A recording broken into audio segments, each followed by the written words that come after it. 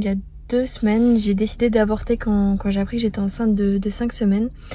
Ça a été un choix difficile puisqu'au début je voulais le garder, je voulais vraiment vivre cette expérience. Pour moi c'est une magie d'être enceinte, c'est vraiment quelque chose de magique, quelque chose qui n'arrive pas par hasard puisque je pense honnêtement que rien n'arrive par hasard, que tout est lié.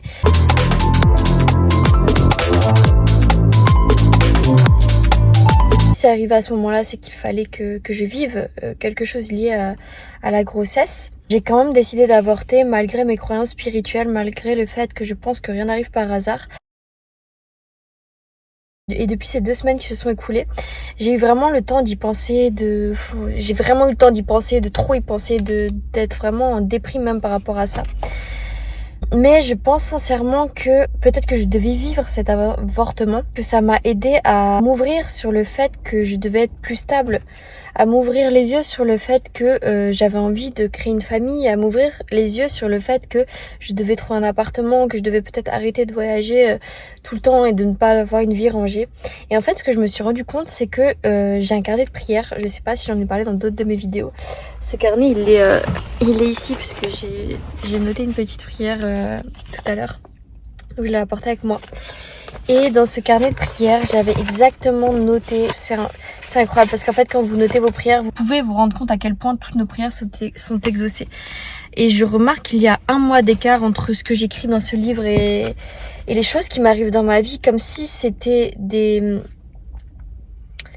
choses que j'avais commandées pour m'ouvrir, débloquer certains niveaux de ma conscience. Là, j'ai vécu cette grossesse et ça a débloqué plein de choses en moi que j'aurais jamais pensé vivre, des sentiments que j'aurais jamais pensé avoir.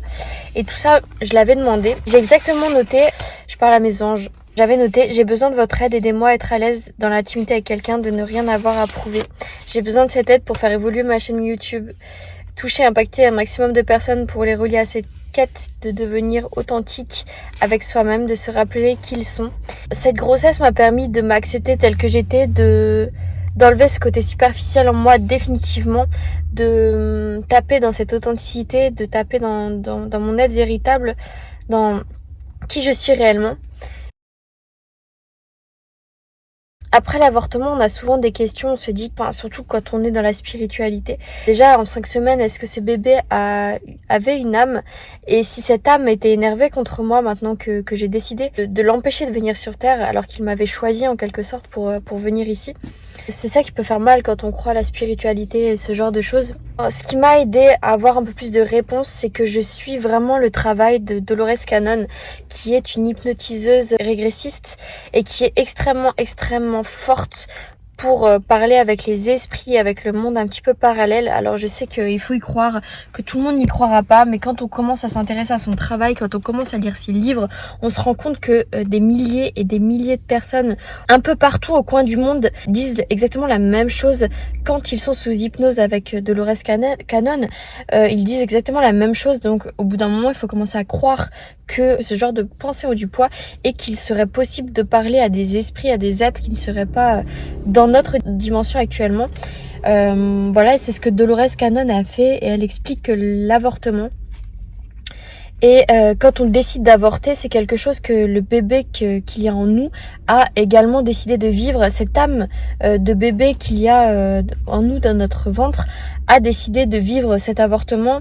Alors on ne sait pas vraiment les raisons, peut-être qu'il a décidé de vivre ça pour ressentir peut-être un sentiment qu'il avait besoin de ressentir pour son évolution, puisque d'après Dolores Cannon et son travail, on est sur Terre pour évoluer, on est sur Terre pour avoir des obstacles et pour nous permettre de les conquérir et donc d'évoluer en termes spirituels, pour devenir une âme pure, pour devenir quelqu'un qui comprendrait les émotions parfaitement et pour finir notre cycle. Et donc elle explique que on devait vivre ça, que l'âme du bébé qu'il y a en nous devait également vivre ça. Et maintenant voilà, je suis persuadée que c'était quelque chose qui était sur mon chemin. Si vous aussi vous avez les mêmes croyances, intéressez-vous au livre de Dolores Cannon, je vous le mettrai dans la bio.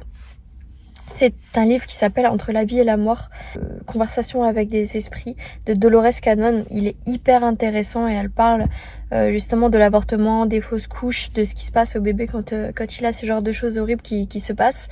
Ça pourra vous aider pour se sentir mieux, puisque je sais que c'est assez difficile d'être dans un bon état d'esprit après avoir pris cette décision, surtout l'avortement qui est une décision.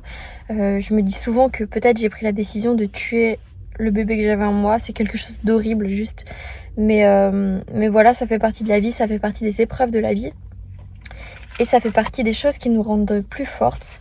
Je vous conseille réellement de lire ce livre, d'avoir ce petit carnet de prières également avec vous, qui pourra grandement vous aider à voir que les prières fonctionnent. Tout ça pour vous dire que il y avait quelqu'un de trop bizarre. Du coup j'ai fermé. N'hésitez pas à me dire ce que vous en pensez, où vous en êtes, si ça vous arrive aussi, si vous êtes actuellement enceinte et que vous savez pas quel choix faire. J'ai été dans votre position, je sais que c'est compliqué. Vraiment, votre choix vous appartient. N'écoutez pas trop les conseils des autres. Je pense que c'est une erreur que j'ai fait aussi, c'était d'écouter un peu trop ma famille qui avait peur. Écouter les médecins qui me disaient que j'étais au Portugal, donc ça allait être compliqué. Écouter tout le monde qui me disait que ça allait être compliqué, sauf moi qui a tout de suite pensé que c'était une bonne idée dès le début et je voulais le garder dès le début, mais je me suis laissée influencer par un peu tout le monde. Bon, c'était quelque chose qui devait arriver. Et voilà. Je vous fais de gros bisous et je vous retrouve très vite pour une prochaine vidéo. Et surtout, prenez bien soin de vous.